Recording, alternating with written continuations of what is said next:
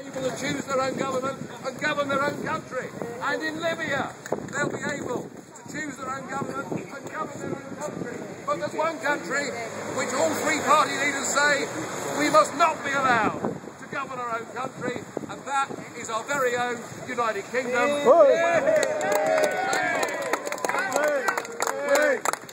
All three party leaders have put a three-line whip on their MPs to say, vote against the British people having a say.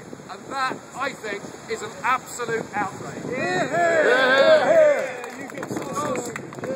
trying to fob us off. They're telling us the time's not right. But it's never right. With these so-and-sos, the time will never be right. The time will never be right. We encourage all MPs this evening to vote with their conscience, to vote on behalf of their constituents, and to vote above all in the interests of this country. But we accept that they're going to be in a minority, because the career politicians will never do that. The career politicians will never upset their leaderships. Well, there's one good thing that will come out of this today, and that is millions of people who voted Conservative, Labour and Lib Dem will say to themselves, what is the point of going on voting for parties that are giving away the governance of this country at a time when our economy is being so damaged by EU law? To hell with those parties. We're going to vote UKIP. The one winner out of today will be UKIP.